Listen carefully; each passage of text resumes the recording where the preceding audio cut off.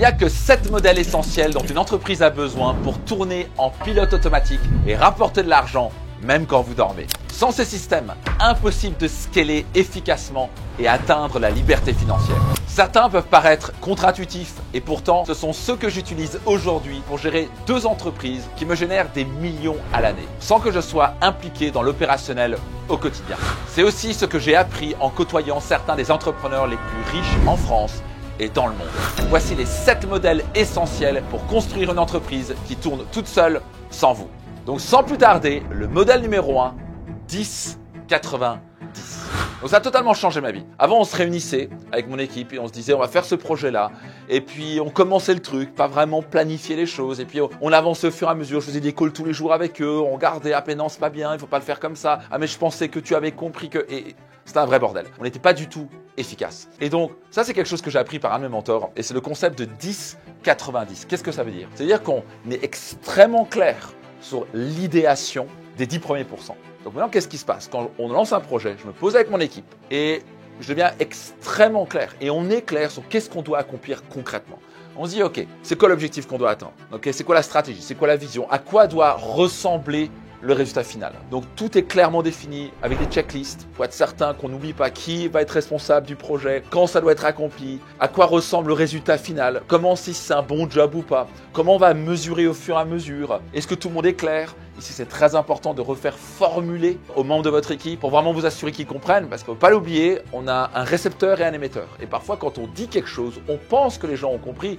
En fait, on sait très bien, le cerveau interprète les choses différemment. Par exemple, si vous utilisez le terme intégrité, pour moi, ça veut dire quelque chose. Peut-être que pour vous, ça veut dire quelque chose. Et pour Michel, ça veut dire quelque chose d'autre. Donc, vous êtes absolument certain d'être clair sur qu'est-ce que vous voulez accomplir dans ce projet. Ça prend quelques minutes, quelques heures. Une fois que c'est clair, boum, je laisse mon équipe exécuter les choses, je les délègue cette partie-là et ils s'occupent de l'exécution du projet. Ils font les 80%. On a fait les 10 premiers pourcents ensemble. Les 80 autres pourcents, ils le font. Et donc, quand on arrive aux 10 derniers pourcents, ça peut être n'importe quoi, une vidéo, une page, quoi que ce soit. Ça me permet juste de vérifier que tout est OK.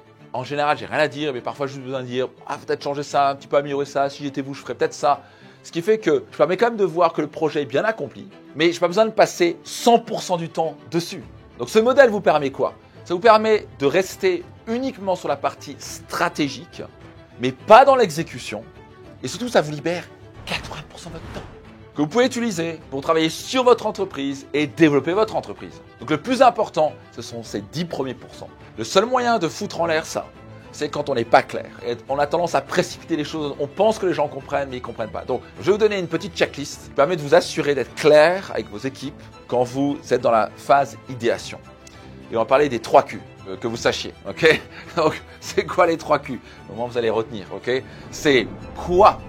Qu'est-ce que concrètement on veut obtenir? C'est quoi l'objectif concret? Ensuite, c'est qui va être responsable? Et ça, c'est souvent le problème. Personne n'est responsable et donc s'il n'y a personne qui est responsable, il n'y a rien qui va être amené. Est-ce qu'on pensait que lui était responsable et quand il n'y a pas de responsable, les choses n'avancent pas? Et finalement, bien sûr, quand concrètement ça va être accompli? Ok? Si vous faites ça dans la partie idéation, ça va très bien se passer. Modèle numéro 2, la matrice d'Eisenhower.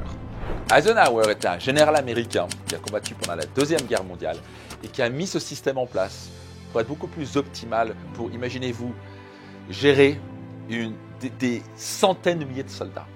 Et ça nous sert énormément en business. Donc, la matrice d'Eisenhower est un outil de décision qui permet de prioriser les tâches selon 2 critères majeurs.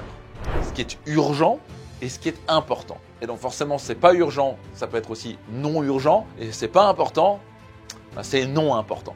Là où la plupart des entreprises tombent dans le panneau, c'est que le chef d'entreprise, le dirigeant et ses salariés passent leur temps dans des trucs urgents mais non importants. Il y a ce côté de il faut faire les choses maintenant, Et donc on a cette sensation de stress et d'adrénaline. Et peut-être faut se poser la question, est-ce que c'est vraiment important? Est-ce que c'est vraiment une top priorité de l'entreprise? Ou est-ce que c'est juste une impression que ce soit important? Donc un exemple concret, ça peut être ok, c'est urgent, il faut envoyer ce petit devis à 150 €. Ça c'est urgent, il faut le faire maintenant. Est-ce que c'est vraiment important? Peut-être, mais il y a peut-être d'autres priorités, comme par exemple rappeler tous les clients qu'on n'a pas rappelé depuis 6 mois, qui ont des devis plutôt à 1 000 €.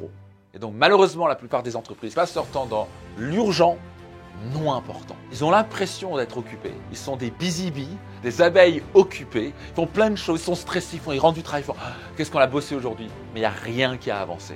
C'est ce qu'on appelle brasser de l'air. Et donc pour éviter ça, il faut se poser un petit moment et être stratégique. Et vraiment regarder la réalité en face. Prendre son miroir en face en disant c'est où qu'on passe la majorité de notre temps? Est-ce qu'on le passe vraiment déjà dans l'important?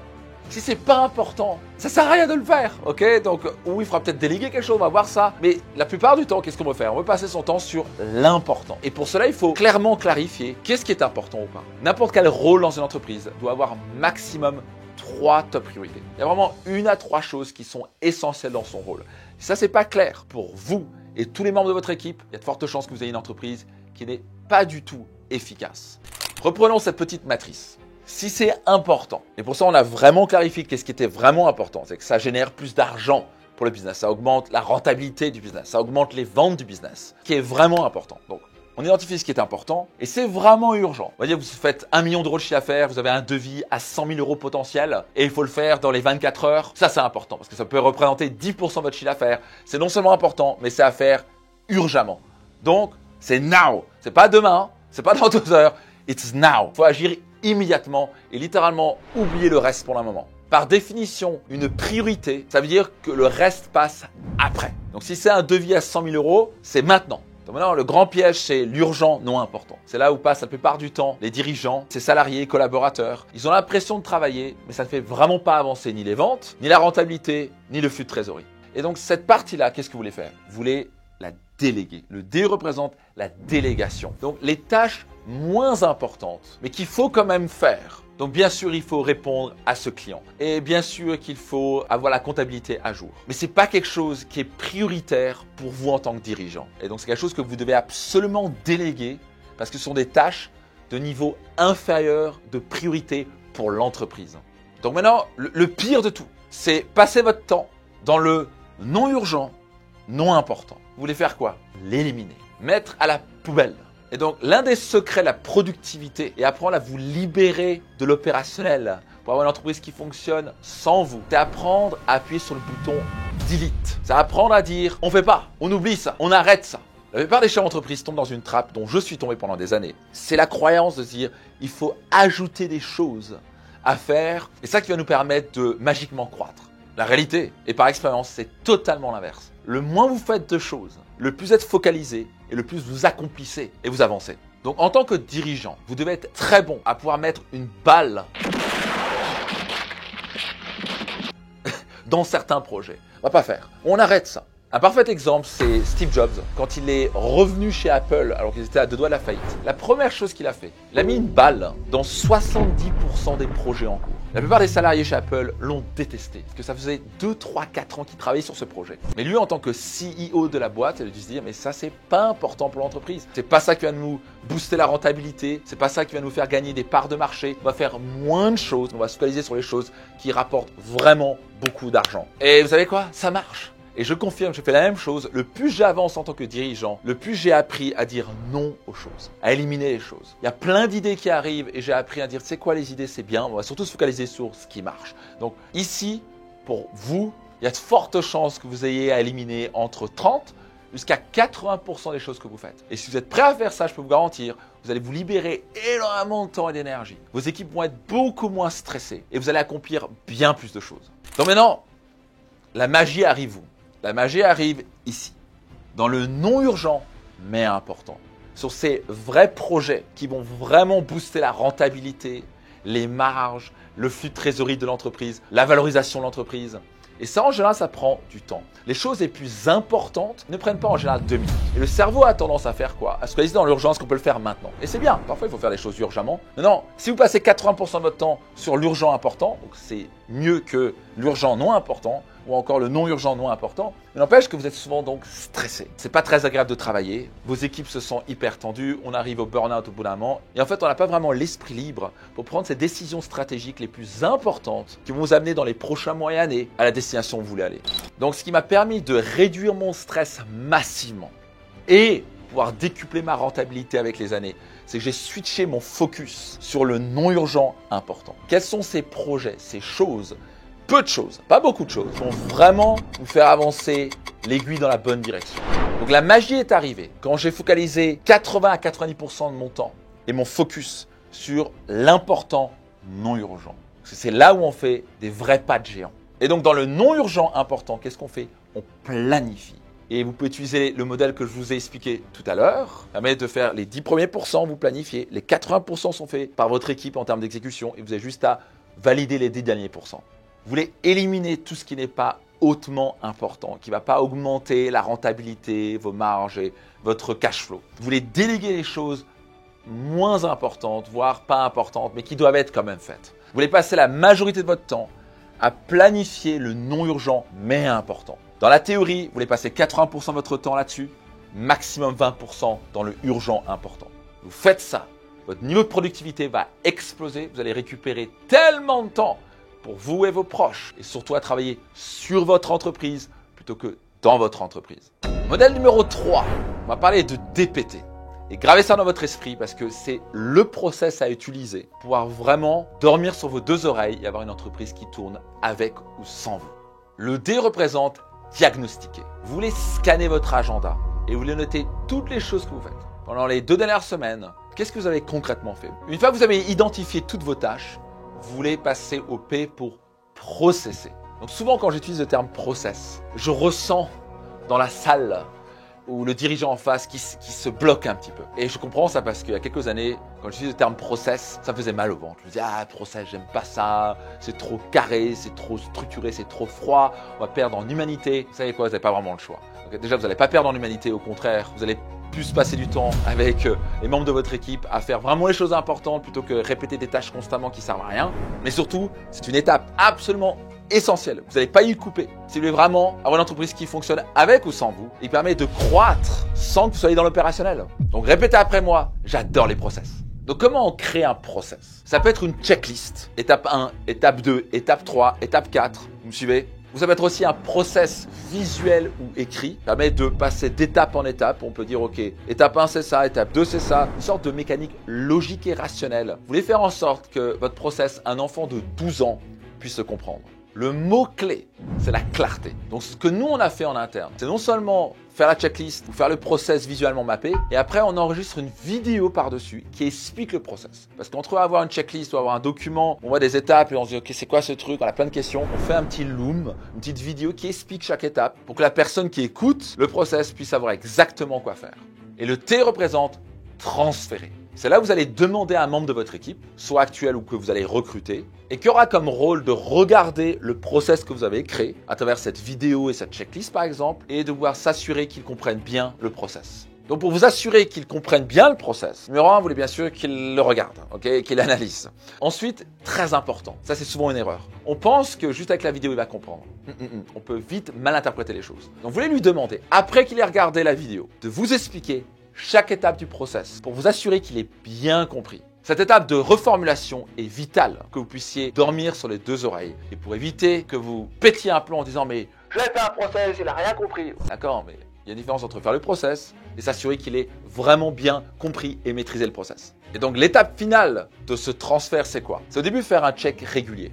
Ce que je conseille au début tous les jours. Intervalle court. Juste pour s'assurer, est-ce que tout va bien? Ok, est-ce que tu as besoin? Il a souvent des questions, ok, c'est bon, tu as bien compris, super. Puis d'un coup maintenant, on va passer à peut-être tous les 2 ou 3 jours. Puis après, une fois par semaine.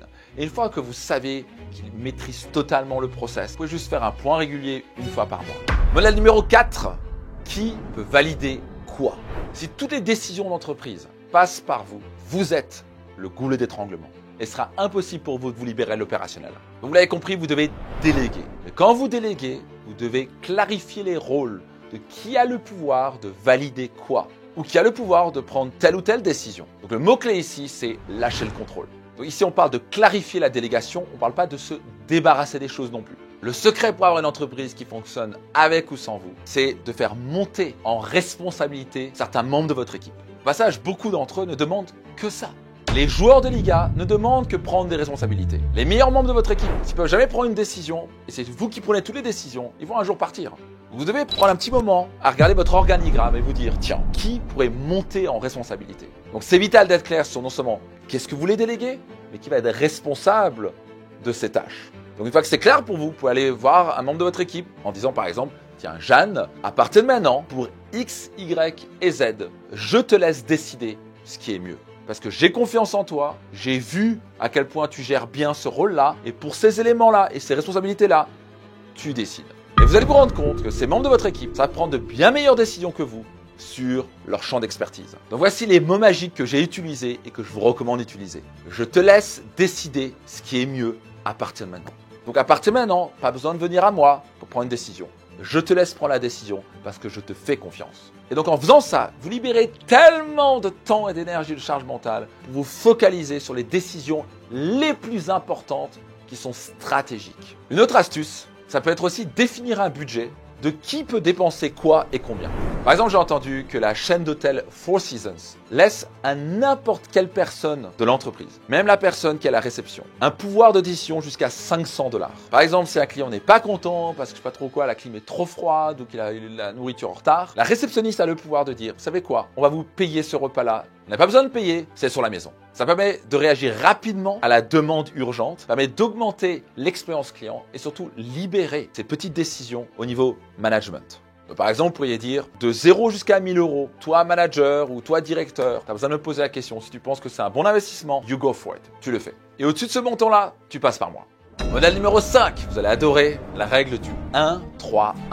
Combien de fois les membres de votre équipe viennent avec un problème, un singe qui essaie de déverser sur votre épaule en disant « J'ai un problème, patron, toi de me dire ce que je dois faire. » Donc le problème, c'est que vous allez rapidement accepter quoi? Un singe, 3 singes, 40 singes. Et c'est pour ça que vous avez le cerveau qui explose. Vous êtes bloqué dans l'opérationnel parce que vous prenez une décision de tout le monde. Donc ça flatte peut-être votre ego, mais ça vous tue dans l'opérationnel et ça empêche d'avoir une entreprise qui fonctionne avec ou sans vous. Donc comment solutionner cela? Je vais vous inviter d'installer dans votre entreprise cette règle s'appelle 1-3-1. Donc chez nous, par exemple, on a éduqué les membres de notre équipe à pas juste venir avec un problème. Ils doivent suivre la règle du 1-3-1. Donc au lieu de venir en disant « Ah, j'ai un problème !» Donc tout d'abord, ils doivent se poser et identifier un problème clair. Maintenant, au lieu de venir avec les mains dans les poches, sans solution, on va leur dire « Tu as un problème, viens avec 3 solutions que tu penses peuvent régler le problème. » Et ensuite, tu vas nous dire quelle est la solution que tu penses être le mieux pour solutionner ce problème-là. Donc cela les force à réfléchir par eux-mêmes et monter en responsabilité. Et donc ce que vous allez découvrir, c'est que dans 90% des cas, ils vont même pas venir avec le problème. Parce qu'ils ont juste pris le temps de réfléchir en identifiant, ok, c'est quoi vraiment le problème qu'on essaie de solutionner. On les met dans un état d'esprit solution, pas juste problème. C'est 3 solutions que je pense. Ah mais c'est évident que c'est cela. Et donc ils viennent même pas vous embêter. Et donc au lieu de passer votre temps à faire le pompier et éteindre tous les feux, vous avez vos membres de votre équipe qui ont leurs responsabilités, qui règlent leurs propres problèmes. Et vous avez l'esprit libre, pouvoir dormir sur les 2 oreilles et vous focaliser sur ce qui compte vraiment, la croissance de votre entreprise. Modèle numéro 6, leadership transformationnel. Donc en tant que chef d'entreprise, on a tendance à vouloir garder le contrôle et vouloir dire aux gens quoi faire et comment le faire. Si vous voulez avoir une entreprise qui fonctionne sans vous, vous voulez responsabiliser vos équipes. Et vous devez cesser de leur dire constamment ce qu'ils doivent faire, mais plutôt leur dire quel est le résultat que vous attendez. Vous voulez vous mettre au clair avec eux pour définir à quoi ressemble le succès. Quand on a une tâche, un projet, on veut se dire, ok, qu'est-ce qu'on cherche à accomplir? On veut accomplir cela. La ligne d'arrivée, c'est ça. Et en gros, maintenant, démerdez-vous.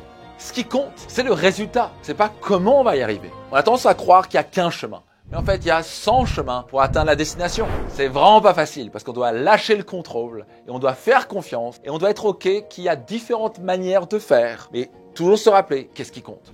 C'est le résultat. Donc cela va libérer le potentiel de vos équipes. Et vous allez aussi découvrir qu'il y a différentes manières de faire qui sont plus rapides et plus efficaces, auxquelles vous n'aurez pas pensé vous-même. Et donc souvent c'est l'inverse. On se dit voici ce que tu dois faire, voici comment il faut le faire, mais on n'est pas clair sur la destination. Vous voulez inverser ça. Quel est le résultat que vous attendez concrètement? Et ensuite, c'est votre job les gars, c'est pas mon job, à vous de jouer. Et bien sûr vous êtes là en support pour eux, en coaching si nécessaire, pour vous assurer que les choses soient faites en temps et en heure. Pour l'amour du ciel, lâchez le contrôle. Une fois que le résultat est clairement décidé, vous voulez définir une mesure du progrès. Est-ce qu'on va mesurer tous les jours? Est-ce qu'on va mesurer toutes les semaines? Pour vous assurer que les choses avancent dans la bonne direction. Modèle numéro 7, VHE. Il se peut que parfois, un principe ou une valeur a été violée par un membre de votre équipe. Avant de lui sauter dessus, ok, et de bondir, lui dire « Ah, t'as fait n'importe quoi, on ne fait jamais ça chez nous, etc. » Vous voulez avant tout vérifier la véracité des choses. Vous voulez confirmer que cela a vraiment été fait avant de pouvoir accuser. Donc par exemple, on va dire qu'une de vos valeurs, comme par exemple chez nous, c'est l'intégrité. Et on va dire que la personne avait promis de dire ok, le projet doit être fini jeudi midi, et malheureusement, c'est fait le vendredi soir seulement. Et c'est pas basé sur ce que vous avez entendu, vous avez vérifié que les choses soient réelles. Donc c'est là où on passe à l'étape suivante, et qu'on va s'asseoir avec le membre de l'équipe, on va faire un call Zoom par exemple, et on va pouvoir raconter une histoire, une anecdote personnelle, ou encore un exemple, qui va expliquer en quoi faire ça, c'est pas toléré chez nous. Et que c'est ok parce que ça peut arriver et que dans le passé, peut-être que vous avez fait l'erreur. C'est une des meilleures manières de communiquer, c'est de dire, c'est quoi? Il y a quelques années, je faisais exactement cette erreur-là. Je disais aux gens que j'allais faire les choses et je ne faisais pas, je faisais constamment en retard. Et malheureusement, qu'est-ce qui s'est passé? Je perdais la confiance de mon équipe, je perdais la confiance en moi, ma crédibilité en prenait en coup. Et finalement, personne ne voulait me faire confiance et on ne pouvait pas avancer comme ça. Donc juste que tu saches, à partir de maintenant, tu ne pourras plus faire ça. On doit être capable de compter sur toi. Donc on n'est pas en train d'accuser, on n'est pas en train d'attaquer. On est en train de raconter une histoire qui permet à la personne de se remettre en question et lui donner une opportunité de pouvoir corriger le tir pour que cela n'arrive plus. Pour avoir une entreprise qui tourne et qui ronronne sans vous, vous êtes certain que les principes et les valeurs soient respectés. Donc finalement, on finit la conversation avec un engagement clair du collaborateur, où il s'engage verbalement à respecter cette valeur ou ce principe à l'avenir. Si vous appliquez ces 7 modèles, je vous garantis une chose, vous allez avoir une entreprise qui tourne sans vous. Si vous avez aimé cette vidéo, vous aimerez sûrement celle-ci.